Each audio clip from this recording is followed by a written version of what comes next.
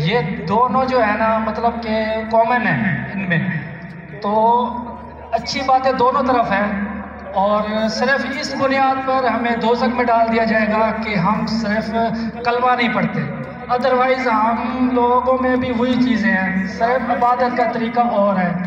बाकी बस इस पे सवाल आ रहा है। भाई साहब आपका नाम क्या है? रावल राम। रावल राम। रावल राम ने एक अच्छा सवाल पूछा। उसने कहा कि उनकी मज़हब किताब में जीना हराम है, बिल्कुल सही फरमाते। उनकी मज़हब में लिखा हुआ है कि शराब हराम है, बिल्कुल सही फरमाते। आपने अगर मेरी तकरीर सुनी हिंदुइज्म और इस्लाम में यकसानियत, आपने सुने वो तकरीर को? जी जी।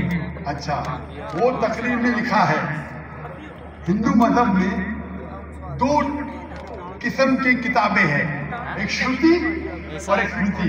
श्रुति मतलब वो किताब जो भगवान की तरफ से आती है, भगवान की तरफ से। स्मृति वो किताब जो इंसानों ने लिखी है। श्रुति में आता है वेद और उपनिषद, स्मृति में आता है महाभारत, रामायण, भगवत गीता, मनुस्मृति एक्सेट्रा। आप अगर पढ़ेंगे आपके छंदोग्य उपनिषद तो श्रुति है, छंदोग्य उपनिषद चैप्टर नंबर 6 सेक्शन नंबर 2 श्लोक नंबर 1, नाकस्य कसिज, भगवान एक ही है, दूसरा नहीं है। बिल्कुल, भगवान एक ही, दूसरा नहीं है। बिल्कुल। आपके किताब में लिखा है श्वेता उपनिषद चैप्टर नंबर 6 श्लोक नंबर 9, नाकस्य कसिच जनितन पदीपा, नाकस्य कसिच जनितन चदीपा, मतलब उस भगवान के कोई वालिद नहीं है, ना माँ है ना बाप है ना बच्चे हैं।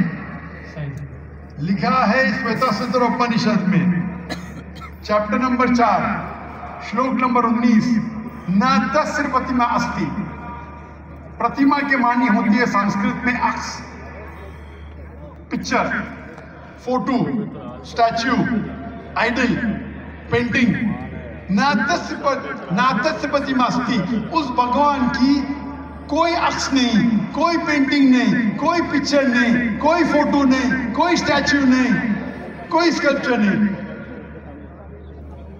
ये लिखा है यजुर्वेद चैप्टर नंबर 32 श्लोक नंबर 3 में भी, ना तस्य प्रतिमा अस्ति। तो आप अगर भगवान को मानते हैं और भगवान की मूर्ति बनाते हैं तो गलत है। आपकी किताब के हिसाब से कुरान मजीद को बाजू रखो, हदीस को बाजू रखो।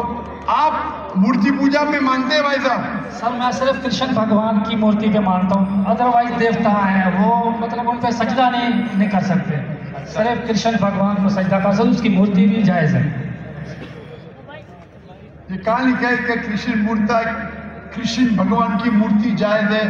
किधर लिखा है? वो सर मेरे हिसाब से वो खुदा है हमारे, इसी बराबर। हमारे हिसाब से मैं भी अल्लाह में मानता हूँ, लेकिन अल्लाह की मूर्ति नहीं बना सके वो ही अल्लाह में मानता हूँ। अगर अल्लाह की मूर्ति बना सके तो वो अल्लाह ही नहीं है। वलम यकुल लहू कुफुवन अहद।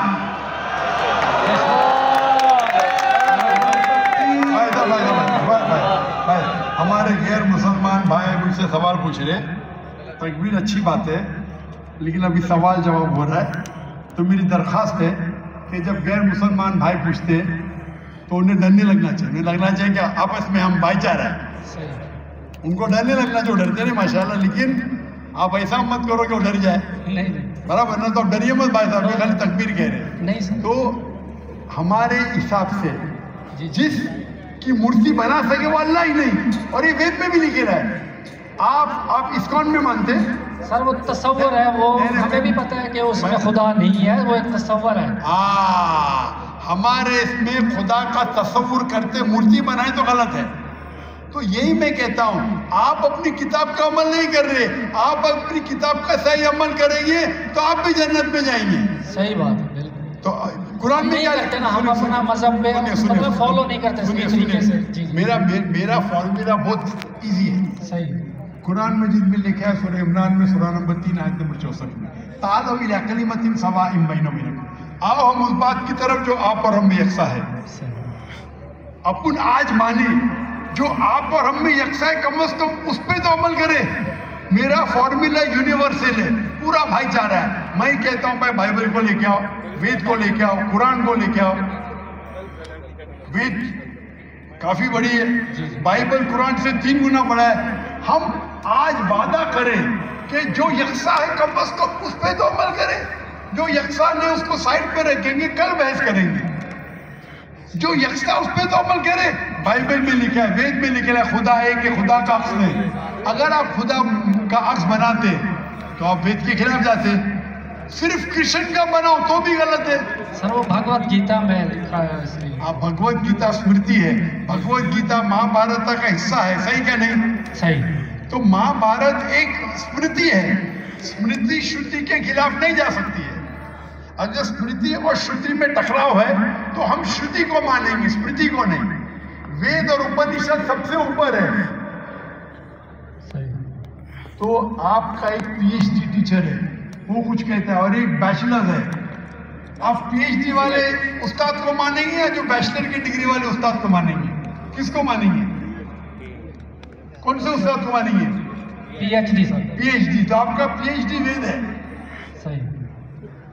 तो अगर आप मूर्ति पूजा छोड़ देंगे और आपके किताब में लिखा हुआ है, आपके किताब में लिखा है कि आखिरी पैगंबर आने वाले हैं, और आप वेद पढ़ेंगे और पुराना पढ़ेंगे, उसके अंदर कई जगह पे लिखा है कि आखिरी पैगंबर मोहम्मद सल्लल्लाहु अलैहि वसल्लम है। आप अगर कल की पुराना पढ़ेंगे, भविष्य पुराना भी है, कल की पुराना है, और आप मेरी तकरीर सुनेंगे। एक तकरीर है मेरी, मोहम्मद सल्लल्लाहु अलैहि वसल्लम का जिक्र हिंदू मजहबी किताबों में। वक्त की किल्लत होने की वजह से सिर्फ मैं छोटी पॉइंट कहूँगा। आप अगर कल की पुराना पढ़ेंगे, चैप्टर नंबर 2, श्लोक नंबर 5, 7, 11, 15, 17, उसमें लिखा है क्या? एक अवतार आएंगे, आखिरी अवतार आएंगे, जिसके वालिद का नाम है विष्णु व्यास। विष्णु मतलब भगवान, व्यास मतलब उसका बंदा, उसका सर्वेंट। अरबी में तर्जुमा करेंगे तो अब्दुल्ला होता है। आखिरी पैगंबर आएंगे जिसका वालिद के नाम अब्दुल्ला है, उसके माँ का नाम है सुमति। सुमति संस्कृत में मतलब अमन, शांति। अरबी में कहेंगे आमिना। मोहम्मद सल्लल्लाहु अलैहि वसल्लम के माँ का नाम था आमिना। वो पैदा होंगे एक अमन शहर में, मक्का। उस शहर के ग्रोह के लीडर के कबीले में पैदा होंगे, कुरैश के कबीले में। उसके 4 करीब दोस्त होंगे। जिक्र हो रहा है खुलफा राशिदीन का। और मोहम्मद सल्लल्लाहु अलैहि वसल्लम का जिक्र तो बहुत लंबा है, 2 घंटे की तकरीर दे सकता हूं। तो अगर आप अपनी किताब में मानते, आपको मानना पड़ेगा कि आखिरी पैगंबर मोहम्मद सल्लल्लाहु अलैहि वसल्लम है। आप मानते कि आखिरी पैगंबर मोहम्मद सल्लल्लाहु अलैहि वसल्लम है? सर मैं पढ़ी नहीं है, मैं भी बात ऐसे मतलब कोई सही तरीके से नहीं पढ़ा है, इसलिए मुझे पता नहीं है। उसमें नहीं पढ़ा तो गलती किसकी? मेरी या मेरी गलती, मैं मान रहा हूँ। तो हमारे यहाँ से करोड़ों लोग हैं जो नहीं फॉलो करते हमारे मजहब को, इसीलिए हिंदुस्तान में जब मेरी तकरीर होती है जी, तो हिंदू का मजमा इससे बड़ा होता है। देख 5 लाख, 10 लाख, 25%, 20% गैर मुस्लिम होते, 20% हिंदू होते। तो 10 लाख का 20% कितना हुआ? 2 लाख। ये 2 लाख का तो मजमा नहीं ना, क्योंकि हिंदुस्तानी मुझसे मोहब्बत करते हैं और गैर मुस्लिम भी मोहब्बत करते हैं। वो पॉलिटिशियन है, जो प्रॉब्लम होता है उनको वोट बैंक का प्रॉब्लम है। अरे हम लोग तो हार जाएंगे अभी। हिंदू जब मेरी तकरीर सुनते हैं, कहते हैं कि 2 घंटे में हमने वो सीखा जो हमने 40 साल हमें पता नहीं था। तो मैं अभी जो मैं हवाला दिया, रेफरेंस के साथ आपकी किताब का हवाला दिया, तो आप अगर सच्चे हिंदू हैं तो आपको मानना पड़ेगा कि एक भगवान है। उस भगवान की मूर्ति नहीं है, उसके आखिरी पैगंबर मोहम्मद सल्लल्लाहु अलैहि वसल्लम है। तो आप अपनी किताब पे अमल करेंगे। जी करूँगा। और जो चीज यकसा है कम से कम उस पर तो अमल करो। जो टकराव है बाद में, मैं जानता हूँ, मैंने तकरीर की है, इसमें लिखा है कि हिंदू मजहबी किताब में लिखेला शराब पीना हराम है, कुरान में लिखेला है। आपकी मजहबी किताब में ये भी लिखा है कि सुअर का गोश्त खाना हराम है। और आपकी किताब कुरान से सख्त है, उसमें लिखा है कि अगर आप सुअर का गोश्त बेचेंगे तो पैर और हाथ, उल्टे पैर और उल्टे हाथ काटना चाहिए। ये किधर हदीस में नहीं लिखेला है, ना कुरान में लिखेला। आपकी मजहबी किताब मनुस्मृति में लिखा हुआ है कि आप उल्टे हाथ और उल्टे पैर काटो अगर वो सुअर का गोश्त बेचता है।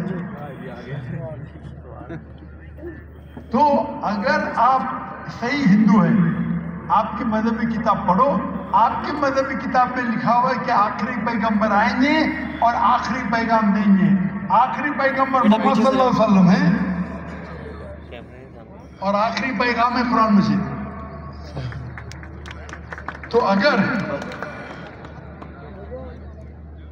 आप सच्चे हिंदू हैं तो आपको कुरान मजीद और मोहम्मद सल्लल्लाहु अलैहि वसल्लम की बात मानना पड़ेगा। आप देखेंगे हिंदुस्तान में हजारों की तादाद में हिंदू इस्लाम कबूल किए। अल्लाह हिदायत दिया मेरे वजह से ने, अल्लाह ने उन्हें हिदायत दिया। क्या मेरे तकरीर के बाद कई लोग, चाहे मजमे में चाहे घर पे, अल्लाह उन्हें हिदायत दे रहा है। मैं आपसे पूछना चाहता हूं, आप मानते हैं कि अल्लाह के आखिरी नबी मोहम्मद सल्लल्लाहु अलैहि वसल्लम हैं? सर मैंने भी देखना है, जाकर पढ़नी है किताब, अगर उसमें है तो ठीक है, सही बात है। तो मेरी आपसे दरखास्त है कि आप मेरा वीडियो का सेट हिंदुइज्म और इस्लाम में यकसानियत देखिए जी, और उसको देखने के बाद अगर कोई सवाल है तो मुझसे पूछिए। अगर आपको यकीन आता है तो हक है, तो मैं आपको दावत देता हूं कि हक का पैगाम को एक्सेप्ट करो और इंशाअल्लाह ये आपके लिए राह निजात बनेगी इंशाअल्लाह। अब हम इंशाअल्लाह ख़वातीन से अगर